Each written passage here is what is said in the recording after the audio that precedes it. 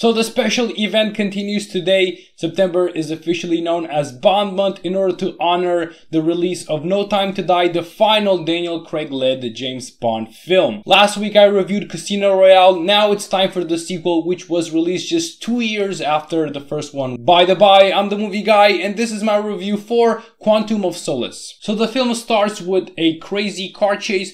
Bond is hunted by some henchmen. He of course gives them the slip. He has a hostage in his trunk that he wants to question, but things don't quite work out that way. The hostage escapes, and that sends Bond on a rabbit's chase for an organization that plans on wiping out all of the water supplies of Bolivia and promising other nations oil so they don't interfere. Right from the beginning, I could tell that this film was not going to be as good as Casino. The car chase, even though it has some very interesting set pieces, it is very badly cut. The editing team really let this scene down because they just keep on cutting, and it is very hard to unravel what is happening. Like, I couldn't understand what I was seeing on screen. The film sees Bond as an uncontrollable person. He is desperate to find those who manipulated Vesper Lind into betraying him, and that is kind of the best part of the film. He doesn't listen to M. He defies every order that he's giving. He's still very much focused on the task at hand, but he's just hoping that he's going to get a lead into his personal vendetta. The Bond girl is very different than in other films. Camilla is a girl who also has a personal vendetta. He wants to kill a general who killed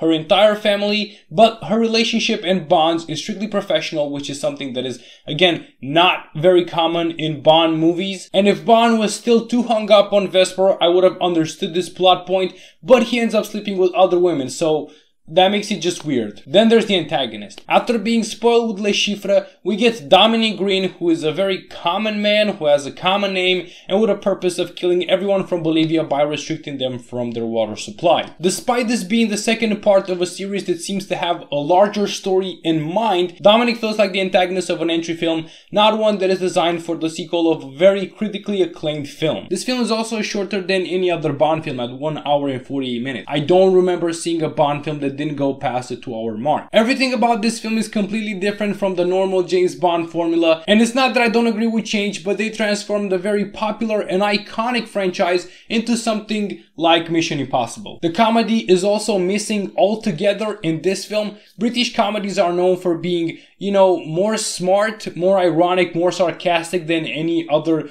genre of comedy. And that was present in Casino Royale with Bond and Vesper trading barbs at each other all the way to the bedroom. But that is not present at all here. There are no smart comebacks here, no ridicules, no jokes about James Bond's effeminate nature. There are also no big names in this one. I mean, there is Daniel Craig and Judi Dench who play James Bond and M, so they basically had to return. The rest of the cast is composed of the likes of Olga Kurilenko, who played Camille, and Matthew Amalric, who played Dominic, and they were fine. I was very surprised at how this James Bond film felt so non-James Bond. So my recommendation is that you should not give this movie a watch, with a rating of 2 stars. I hope you guys have enjoyed this review. Next week we'll return with my review of Skyfall. Let me know down in the comments what you think of Quantum of Solace, and while you are there you can also press that like and subscribe button, press the bell to get notifications every time my videos get uploaded, and until next time, keep on watching movies, guys.